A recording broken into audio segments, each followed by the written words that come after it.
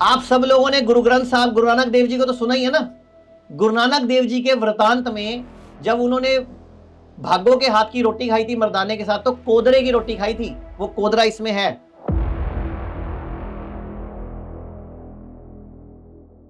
खमीर या मिलेट्स बनाने की टेक्निक सीख लो। कैंसर कभी नहीं होगा अगर जल्दी से अगर रोज खाना शुरू कर दोगे। हफ्ते में 3 दिन मिलोगे तो कैंसर नहीं होगा कभी, क्योंकि बॉडी का माइक्रोबायोम, मेरी आंतों के अंदर के बैक्टीरिया सब सेटल्ड हो जाते हैं।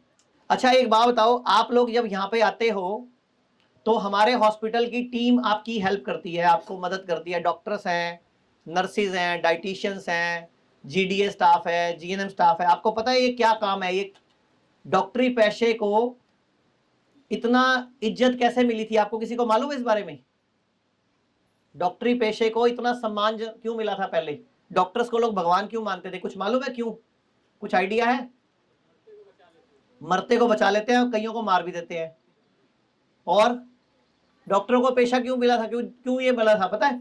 आयुर्वेद में एक श्लोक है, धर्मार्थ काम मोक्षाणाम आरोग्यम मूलमुत्तमम।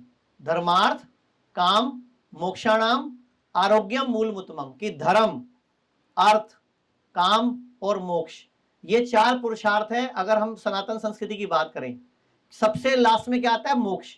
ये प्राप्ति तभी होगा जब जीवन आरोग्य में होगा, जब जीवन आरोग्य में यानी कि बिना बीमारी वाला होगा। और आज की डेट में तो हर घर में कोई ना कोई बीमार है, तो मोक्ष भी नहीं मिलने वाला। तो कहने का मतलब इसीलिए बोलते हैं स्वस्थ आयो स्वस्थ जाओ। तो मैं चाहूंगा ये सारे डॉक्टर्स हमारे डाइटिशियन से लगे रहते हैं, इनके लिए हम सारे एक बार क्लैपिंग कर दें अच्छे से।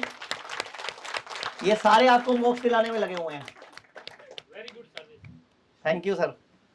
तो ये सबसे बड़ा आरोग्य को माना गया है। आरोग्य होगा तो धर्म, अर्थ, काम और मोक्ष, ये चारों की प्राप्ति होगी। इसीलिए पुराने टाइम से वैद्य को डॉक्टर को एक भगवान के समकक्ष माना गया।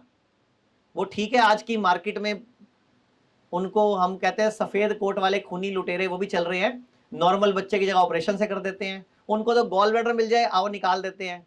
बच्चेदानी में रसौली, आओ निकाल देते हैं। घुटना बदल देते हैं, किडनी बदल देते हैं। कितने लोग आप में से सीकेडी वाले हैं, सबको बोल देते हैं आओ ट्रांसप्लांट कर देते हैं। एक बार भी कोई डॉक्टर बोलता है कि ये किडनी आपकी रिवाइव कर सकती है? कोशिश करो, खाना पीना बदलो, लाइफस्टाइल सुधारो, ये किडनी वापस रीजनरेट हो सकती है। मैं आपको कितने लोगों की रिपोर्ट्स दिखाऊं जिनका जीएफआर 7 था, अभी 14 है, 14 था तो 22 है, 22 है तो 30 हो गया। कितने लोगों की रिपोर्टें देखी? उतनी रिपोर्टें हमारे पास। आप जैसे लोगों के इंटरव्यूज हैं, रिपोर्ट्स हैं, ये सब क्या है? रिजल्ट। यहां रख दो। ये आप लोगों ने मिलेट्स बहुत सारे लोगों ने देखे भी नहीं है कभी। ये मिलेट्स की 5 कटोरियां जाते टाइम देख लेना। बताओ पांचों के नाम।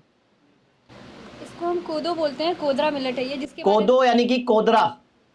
और फिर एक है लिटिल मिलेट है सर। लिटिल मिलेट, इसको क्या बोलते हैं? कुटकी बोलते हैं। कुटकी। ये बर्नयार्ड है, इसको स्वांक बोलते हैं। स्वांक खाई थी ना व्रतों में, स्वांक, वो मिलेट्स में काउंट होती है। गेहूं चावल भी मिलेट्स हैं, लेकिन ये नेगेटिव मिलेट्स हैं। हम बात कर रहे हैं पॉजिटिव मिलेट्स की। ब्राउन टॉप है, इसको हम हरी कंगनी बोलते हैं, और फॉक्सटेल इसको कंगनी बोलते हैं। कंगनी, हरी कंगनी, ये सारे मिलेट्स हैं, ये पॉजिटिव मिलेट्स हैं। पॉजिटिव मिलेट का मतलब इनमें खास खास गुण क्या है? जो गेहूं है उसमें 1.2% फाइबर होता है। कितना? 1.2%, मतलब 1% मान लो फाइबर होता है। चावल में 0.2% फाइबर होता है, और इन सब में 9% से ऊपर फाइबर है, 9 से ऊपर। और ये सारे अनाज पानी भी कम लेते हैं, इनमें पेस्टिसाइड की जरूरत भी नहीं होती, और अपने आप उगते हैं, और खर्चा भी कम कराते हैं। हमारे देश की जरूरत है ये आज की डेट में। अगर सारे किसान मिलकर गेहूं चावल को छोड़ के इनको उगाएं तो हजारों करोड़ का तो भारत का खर्चा बच जाए दवाइयों का। ये इतने अच्छी चीज है। एक सबसे बड़ी खास बात, जब आप गेहूं चावल खाते हो तो बॉडी में इमीडिएटली शुगर का ब्लास्ट होता है, शुगर बढ़ती है बॉडी में, शुगर ब्लड में, क्योंकि वो इमीडिएटली ग्लूकोज को ब्लड में रिलीज कर देते हैं। इन मिलेट्स की खासियत क्या होती है? ये पूरा दिन धीरे धीरे रिलीज करते हैं, धीरे धीरे। आप गेहूं खा के 2 घंटे बाद शुगर चेक कराते हो, बढ़ी हुई आती है ना कई बार। आप ये चेक कराओगे खा के तो नहीं बढ़ी हुई आएगी, क्योंकि ये धीरे धीरे पूरे दिन में एक जैसा रिलीज करते हैं। इनमें जो कार्बोहाइड्रेट की और प्रोटीन की रचना है वो स्पाइरल शेप में है, लेकिन गेहूं चावल में क्या है, स्ट्रेट है, वो सीधा ब्लड में मिक्स हो जाते हैं। दूसरी बात, आप सब लोगों ने गुरु ग्रंथ साहब गुरु नानक देव जी को तो सुना ही है ना। गुरु नानक देव जी के वृतांत में जब उन्होंने भागो के हाथ की रोटी खाई थी मर्दाने के साथ, तो कोदरे की रोटी खाई थी, वो कोदरा इसमें है। कहीं नहीं लिखा हुआ गेहूं की रोटी खाई थी, कहीं नहीं लिखा हुआ चावल खाए थे, क्या लिखा हुआ है, कोदरा, और कोदरा उसमें मिलेट्स है। तो ये सारे हमारे पुराने अनाज हैं जो हमारे पूर्वजों ने बताने आपको छोड़ गए। पहले आप लोग पूरा साल कभी गेहूं नहीं खाते थे, आप याद करो, अपने घर में कोई बुजुर्ग है पूछो, पहले पूरा साल गेहूं नहीं खाते थे। आप गेहूं को लाते थे, ड्रम में भरते थे, उसको पुराना करते थे, जितना चाहिए होता था एक हफ्ते का निकालते थे, उसको भिगो के रखते थे, धोते थे, सुखाते थे, फिर एक हफ्ते का पिसवाते थे, फिर एक हफ्ते बाद दोबारा फिर पिसवाते थे, ऐसे ही। आजकल क्या हो रहा है, तो गलती हम सब की है, हमारा खाना बिगड़ गया, हमारा खाना बिगड़ गया, तो बदले में क्या मिलेगा अपने को, शरीर बिगड़ गया। तो आपको एक चीज तो बताई है कि 70% एनर्जी को तो भोजन चाहिए ही नहीं, धूप, हवा, पानी और आपके रिश्ते और आपका दिमाग और आपकी एनर्जीज, तो 70% तो यही है, 30% ही भोजन है ना। अंबली, एक मिनट आप ही बता दो। अम्बली मैंने आपको पहले थोड़ी देर पहले भी बताया था, उसके बाद सारे जी और अमन सिंह वैसे नहीं थे, तो अभी दोबारा एक बार बता देते हैं। आपने क्या करना है, 5 मिनट में से कोई भी एक मिनट ले लीजिए, ऐसा एक मिट्टी का बर्तन लेना है, उसमें भिगो के रखना है 5 से 6 घंटे के लिए। जब आप 5 से 6 घंटे के लिए इसको भिगो के रख दोगे, उसके बाद 6 घंटे के बाद जब आप देखोगे तो आपने इसको लेके गैस के ऊपर रखना है, गैस को एकदम आपने सिम कर देना है। उसके बाद जितना इसमें पानी है, कोई भी मिनट लोगे इसमें 10 गुना पानी डाल के जब आप इसको भिगो के रखोगे, गैस पे रखोगे, उसको उबलने दोगे, जब वो पानी उसका 1/3 हो जाएगा, पानी और भी डाल सकते हैं क्योंकि जो पानी हमने पहले डाला होगा वो थोड़ा सूख भी गया होगा, तो आप जैसे आपने 1 कटोरी अगर पानी लिया है तो आप 1 कटोरी और पानी भी डाल सकते हो उसमें। उसके बाद आपने ये जो मिट्टी का बर्तन है इसको गैस पे हटा के, ये कॉटन का कपड़ा है, ये बिल्कुल टाइटली बांध देना है, एकदम टाइट बांध के आप इसको रख दोगे 5 से 6 घंटे के लिए। और जब आप इसको देखोगे 5 से 6 घंटे के बाद इसके फर्मेंटेड मिलेट्स तैयार हुए होंगे। अब जैसे अगर हम गर्मियों की बात करें, गर्मियों में थोड़ा जल्दी हो जाता है, और अगर हम विंटर्स की बात करें, विंटर्स में थोड़ा सा टाइम लगता है। विंटर्स में इसको 8 से 9 घंटे लग जाएंगे और गर्मियों में इसको 4 से 5 घंटे में भी तैयार हो जाते हैं ये। और खाने का तरीका भी मैंने थोड़ी देर पहले आपको बताया था, आप इसमें हरी सब्जियां डाल सकते हैं, थोड़ी सी चॉप कर लीजिए, सीजन की कोई भी सब्जी है उसको चॉप कर लीजिए।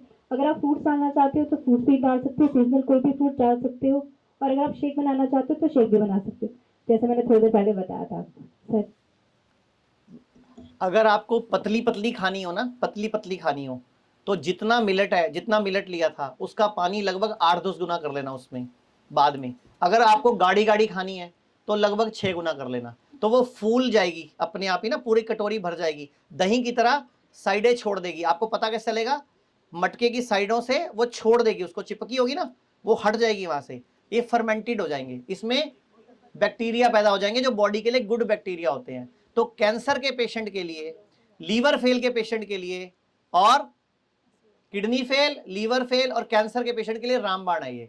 जितने भी ऑटो इम्यून डिजीज हैं उनके अंदर भी रामबाण है ये। मतलब ये इतना वंडरफुल आपका फूड है, अगर आप इसको खाते हो, इसका शेक बन जाता है। क्या करो, नारियल की गरी ले लो और गुड़ ले लो, थोड़ा सा शक्कर ले लो, और अगर आपको गुड़ शक्कर लेना है तो इसको उसके साथ मैश कर लो, केला डाल लो, आम डाल लो, मैंगो शेक पीना है ना आपको, इसमें डाल के खा लो। थोड़े किडनी के पेशेंट भी ले सकते हैं सर, मैंगो डाल के, केला डाल के ले सकते हैं, लेकिन तरीका बताया ना, जो लेना है आराम आराम से मुंह में लो, अच्छी तरह चबाओ, फिर अंदर लो। हम क्या करते हैं, पानी आता है हमारे पास, पानी पकड़ते हैं, चलो अंदर, नारियल पानी आता है, चलो अंदर। कोई भी गन्ने का जूस, लोगों को देखा मैंने, गन्ने का जूस बनवा रहे होते हैं खड़े खड़े, अभी वो गिलास पकड़ाया है, इतने में हमारा गिलास हाथ में, उसका कहाँ है, खाली पड़ा आगे। ऐसे थोड़ी, आपकी बॉडी में कितना लोड पड़ गया, एक घूंट पियो, उसको मुंह में घुमाओ, चबाओ, फिर अंदर लो।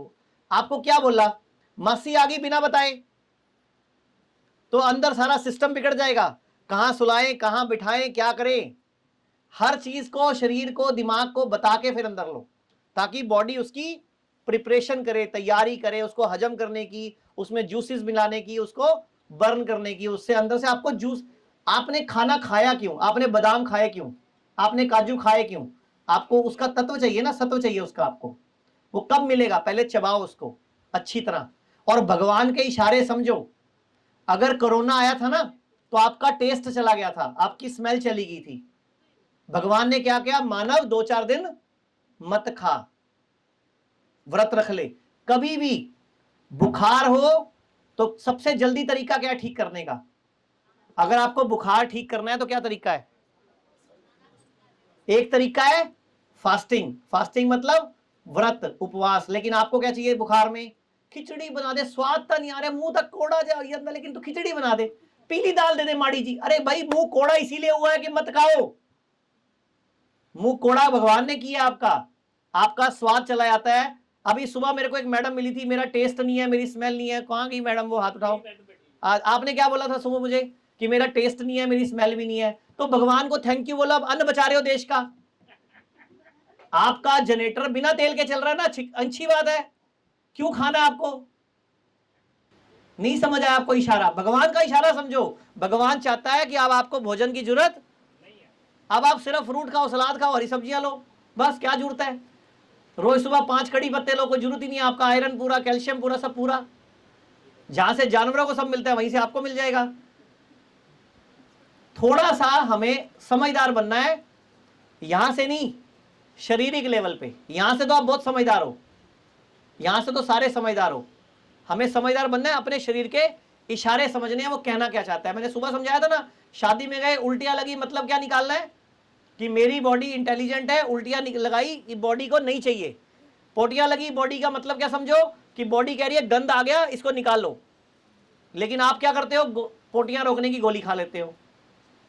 बड़े हीरे मोती निकल रहे थे जो रोकने, अंदर हीरे मोती थे क्या वो जो रोक रहे हो अंदर? भाई निकल के तो मेरे कोई नुकसान हो जाएगा, लाखों रुपए का मेरा बैंक बैलेंस कम हो जाएगा। अरे गंद है, गंद निकल रहा है आपका। तो आप 8-8 बार खा रहे हो इसलिए निकल रहा है। तो 3 बार मत खाओ, एक बार, एक दिन मत खाओ, 2 दिन मत खाओ ना। बॉडी कह रही है मुझे मत दो, मैं निकाल के बाहर फेंकूंगी, एक बार टिक जाओ, मुझे रिपेयरिंग करनी है अंदर। अरे सर वहम है आपका। अच्छा एक बात सुनो, जो सिंगल हड्डी है बिल्कुल, जो बिल्कुल पतला है, वो कई साल से लगा हुआ है बढ़ाने में वजन, फिर उसको खिला के इसका मतलब तो बढ़ जाना चाहिए। अच्छा एक बात सुनो, बुखार का बुखार में वीकनेस होती है। वीकनेस किसको होती है? आपको। आप बुखार में ज्यादा भाग नहीं सकते, तेज नहीं चलते, क्यों? आपको वीकनेस होती है। तो वीकनेस क्या सिर्फ आपको होती है? आपके अंदर के लीवर को भी होती है, आपकी किडनी को भी होती है, आपके हार्ट को भी होती है। तो क्यों प्रेशर डाल रहे हो उसके ऊपर? तो आज के बाद अगर बुखार हो, जुकाम हो, खांसी हो, गला खराब हो या नाक बहे, क्या करना है? 2 घंटे से 4 घंटे में ठीक हो सकते हो। क्या करना है? एक बड़ी बाल्टी में गर्म पानी भरो 40-42 डिग्री, उसमें दोनों पाँव डुबो लो, ठीक है? एक गरम पानी लो चाय की तरह उबलता हुआ, उसमें पाँव डुबो और एक एक घुट करके पानी पियो।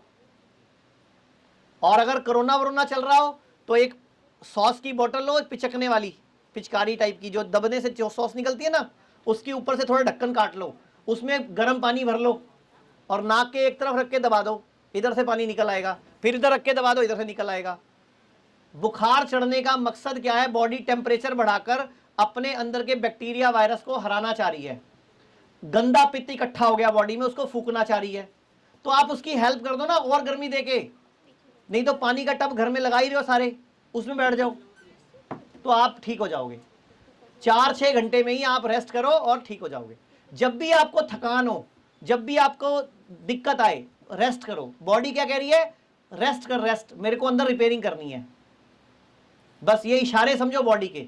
जिस दिन इशारे समझोगे उस दिन बहुत सारी बीमारियां अपने आप ठीक कर लोगे, ठीक है? भाई राजीव दीक्षित जी के भारत को विश्व गुरु बनाने के सपने को पूरा करने के प्रयास में एशिया का पहला 1000 बेड का integrated hospital Shuddhigram HIMS Delhi NCR Meerut में खुल चुका है। इसके अलावा चंडीगढ़, डेराबस्सी, नवी मुंबई, लखनऊ, गुरुग्राम, अमृतसर, दिल्ली, लुधियाना और देश के अन्य कई स्थानों पर भी हिम्स अपनी सेवाएं दे रहा है। हर kidney fail patient, liver patient और कैंसर के पेशेंट तक ये वीडियो पहुंचाकर आप भी इस मुहिम का हिस्सा बनिए।